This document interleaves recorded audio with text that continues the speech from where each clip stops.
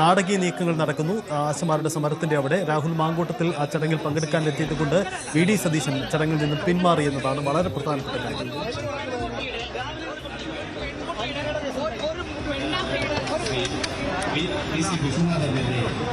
Dan Kurian ചേരുന്നു. Dan, നമ്മൾ പ്രതീക്ഷിച്ചതാണ് എന്ത് സംഭവിക്കുമെന്ന കാര്യത്തിൽ? നാടകീയ നിമിഷങ്ങളാണോ? എന്താണ് അവിടെ സംഭവിച്ചത്? വി.ഡി. സതീശൻ ആ വേദിയിലേക്ക് അവിടെ ഇറങ്ങി വന്നിരുന്നോ?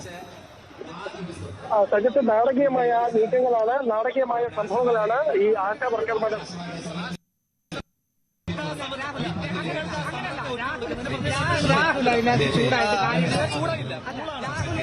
രാഹുലിന് പറയാനുള്ളത്. രാഹുൽ എന്നും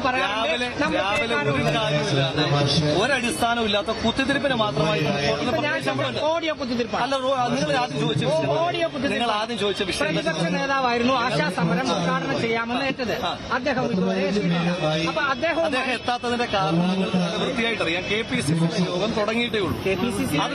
അത് നിങ്ങൾക്ക് നല്ല വൃത്തിയായിട്ട് അറിയാം. അത് നിങ്ങൾക്ക് നല്ല വൃത്തിയായിട്ട് അറിയാം. രാവിലെ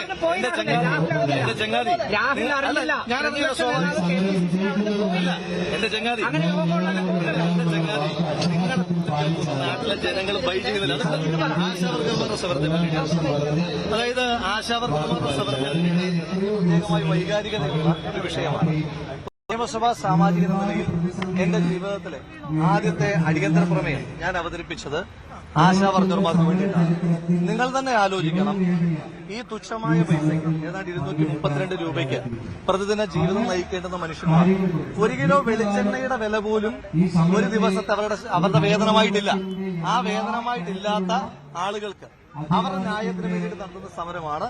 ആ സമരം അന്ന് സമരത്തെ അട്ടിമറിക്കുവാൻ വേണ്ടിയിട്ട് സംസ്ഥാന സർക്കാർ പറഞ്ഞത് 1000 രൂപ പോലും കൂട്ടാൻ കഴിയില്ല, കാരണം ഇതെല്ലാം കേന്ദ്രാവിഷ്കൃതമായ പദ്ധതിയാണ്, കേന്ദ്രമാണിത് ചെയ്യേണ്ടതെന്ന് പറഞ്ഞു. എന്നാൽ ഇപ്പോ 1000 രൂപ കൂട്ടി. 1000 രൂപ കൂട്ടിയത് എല്ലാം ആയി ഞാൻ പറയുന്നില്ല. അതുകൊണ്ട് അവർക്ക് ജീവിക്കാൻ കഴിയുന്നില്ല. കാരണം അന്നേരം കണക്കൂട്ടുമ്പോൾ ഏതാണ്ട് 260 രൂപയോ മറ്റോ ആണ് ആശാ വർക്കർമാരുടെ പ്രതിദിന ശമ്പളമായിട്ട് വരുന്നത്.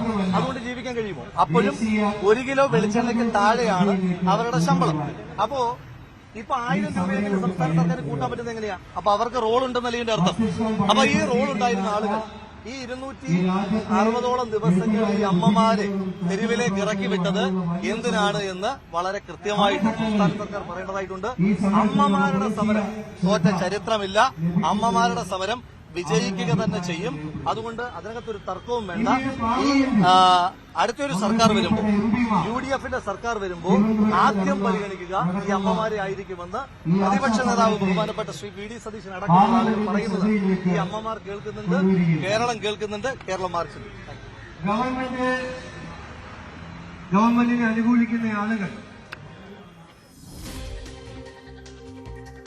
ഞാൻ വി.ഡി. സതീശൻ ആ വേദിയിലേക്ക് വന്നില്ല അല്ലേ? രാഹുൽ മാങ്കൂട്ടം ഇവിടെ ഉണ്ട് എന്ന് കരുതി അദ്ദേഹം വന്നില്ല. അങ്ങനെയാണോ സംഭവിക്കുന്നത്? ഇക്കാര്യത്തിൽ വി.ഡി. സതീശൻ സ്ഥിരീകരണം നൽകുന്നുണ്ടോ? എന്താണ് സംഭവിച്ചത്? മനസ്സിലാക്കാൻ ഇവിടെ ഒരു നാടകീയമായ സംഭവമാണ് ഉണ്ടായിരുന്നത്. ഒരു പക്ഷേ രാഹുൽ പെട്ടെന്ന് വേദി വിട്ടതുകൊണ്ട് ഇനി പ്രതിപക്ഷ നേതാവിന്റെ നിലപാടിൽ എന്തെങ്കിലും മാറ്റം ഉണ്ടാകുമോ എന്ന് അറിയില്ല. പ്രതിപക്ഷ നേതാവിന്റെ നിലപാടിൽ എന്തെങ്കിലും മാറ്റം ഉണ്ടാകുമോ എന്ന് അറിയില്ല. കാരണം 12:15 ട്രെയിൻ അദ്ദേഹത്തിന് മറ്റൊരു സ്ഥലത്തേക്ക് പോകേണ്ടതുണ്ട്. അതുകൊണ്ട് അതിനകത്ത് ഇനി അദ്ദേഹം ഇവിടേക്ക് എത്താനുള്ള സാധ്യത നന്നേ കുറവാണ് എന്നാണ് മനസ്സിലാക്കാൻ കഴിയുന്നത്. വളരെ നാടകീയമായ ഒരു സംഭവം. 266 ദിവസം നീണ്ട ആശാ വർക്കർമാരുടെ സമരസംഗമത്തിന്റെ വേദിയിലാണ് അതിന്റെ ഉദ്ഘാടന ചടങ്ങിൽ ഉദ്ഘാടനം നിർവഹിക്കേണ്ടിയിരുന്ന പ്രതിപക്ഷ നേതാവ് വിട്ടുനിൽക്കുന്ന ഒരു സാഹചര്യം ഉണ്ടായത്.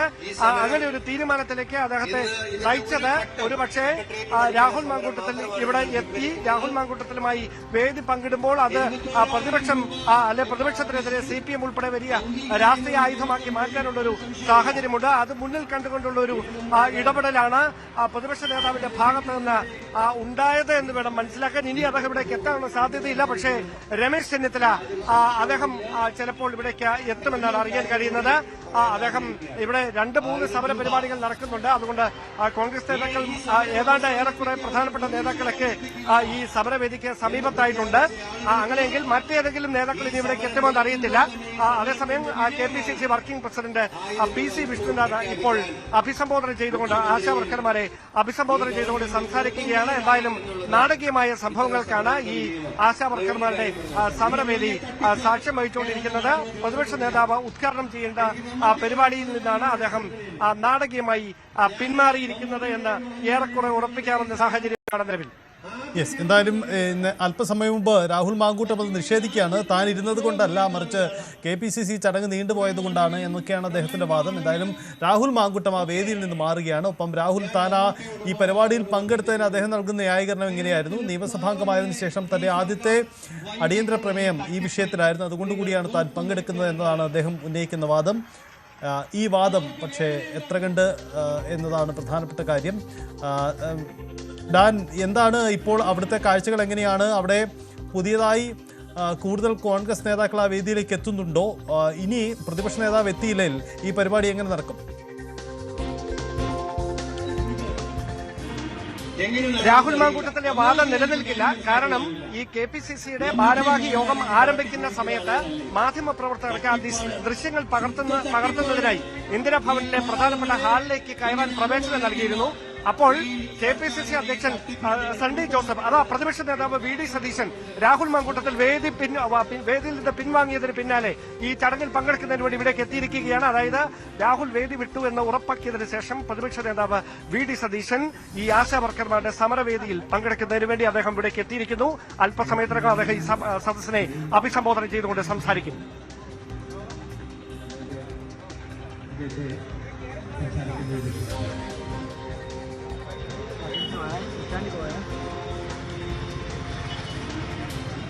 നാടകീയമായ സംഭവങ്ങൾക്കാണ് ആശാവർക്കർമാരുടെ സമരവേദി സാക്ഷ്യം വഹിച്ചുകൊണ്ടിരിക്കുന്നത്.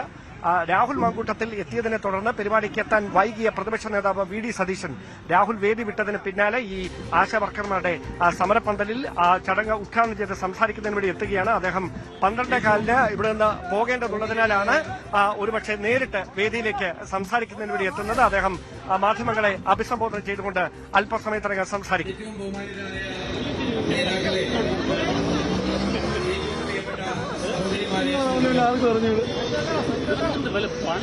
കേരളത്തിലെ സമര ചരിത്രത്തിൽ